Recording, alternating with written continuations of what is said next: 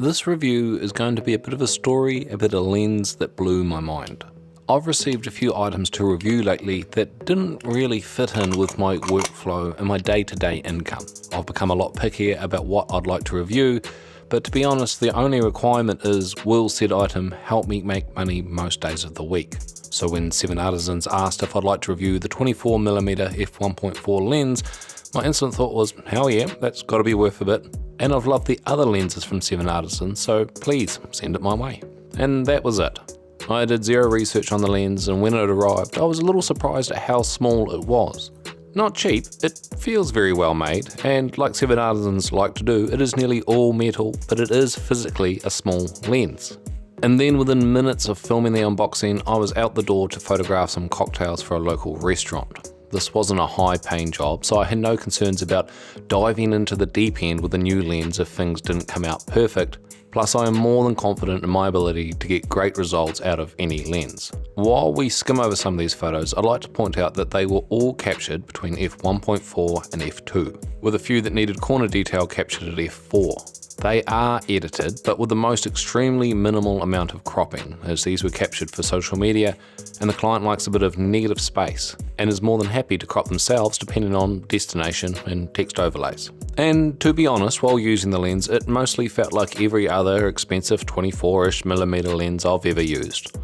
Results were great, edges were a little soft at f1.4, but became perfect at f4, if I needed the edges to be sharp, and you'll see in most of these photos sharp edges didn't matter. I've been doing a lot more practice with manual focus lately, so being limited by this lens not having autofocus wasn't too much of an issue, but to be honest, next time I do a shoot like this, I'd pick an autofocus lens. But I did have one quirk that I didn't settle into throughout the job. I am used to the focus ring being at the front of the lens and the aperture ring at the back. While shooting this job, I also had to shoot video and was switching between lenses for the video aspects. I should have brought a second camera to make this easier, but I didn't. But when switching back to the 24mm for photos, I would grip the lens and twist it onto the camera, as you do. But in doing so, the most protruding grip is the aperture ring. And to twist it on enough to mount it to my camera would twist the aperture all the way around to f16, resulting in a constantly dark first preview. To be honest, twisting rings is a common peeve I have with a lot of lenses, but in this case it made me aware that this lens's aperture ring is a little firmer than most. But let's be honest here, this isn't a deal breaker for anyone. This lens does extend a little while focusing, which would make me wary of it sucking in dust or moisture into it.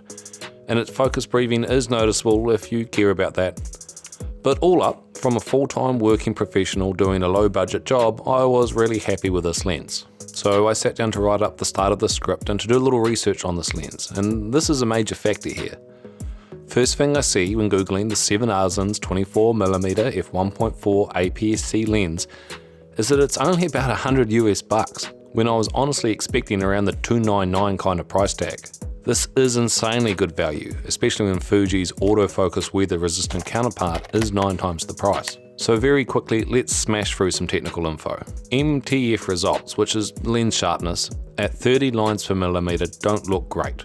The center of the lens is average, and it gets worse near the edge of the lens, especially compared to all three of Fuji's 23mm lenses, which actually surprised me. So I headed back over to my photos to zoom in a few 100%, and I was still very happy with the results. But in saying that, I'm shooting everything these days at 26 megapixels on the X-H2S. So I can only assume from these results, if you're using one of the new 40 megapixel sensors, maybe you should buy a better lens if you want to take full advantage of that resolution.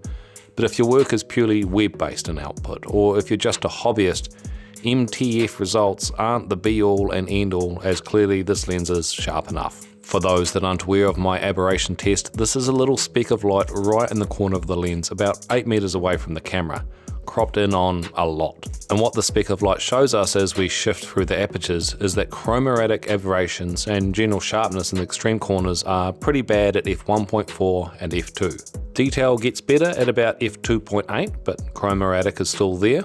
And from f4 onwards, things are near perfect with spherical aberrations just starting to kick in around f16, which means if you want $900 results for your $100, shoot at f2.8 to about f11, or if it's a high contrast scene, limit yourself from f4 to f11. And finally, if you buy this lens from 7Artisans directly, and hopefully indirectly, you should also receive the following: a flannel carry bag, a focus wrench which attaches to your focus ring just to make it easier to manual focus, and a cleaning kit, which includes a cleaning cloth, a lens cap keeper, a hot shoe bubble level, lens cleaning tissues, cotton swabs, a blower, and a little USB to SD and micro SD card reader, and a lens pen. These extras on their own are worth at least a 20. You could even say if you buy this accessory pack you get the lens for free. Did I mention that all of this, including the lens, is only $110 US? And if you pay and use the code TB7Artisans, then they'll knock off an extra 5%. Plus, if you use the link down the description below, I'll get a couple of pennies as a sign of appreciation for making this video. But I think the best people to buy this lens would be for those that don't yet know what they want to shoot. For those that want a lens to thrash, to take everywhere. For portraits and landscapes, for portraits in landscapes, for those who want to learn more and those that love a cheap lens with a ton of character. Manual focusing is a great skill to learn, and you'll learn so much more about photography or videography just from the way manual focusing forces you to slow down. So, for a lens that worked for me, got the results I wanted, and made me money, I think you can officially consider my mind blown about how great of value this lens is. If you've found this review helpful, then please consider supporting more content like this by using the affiliate links down below.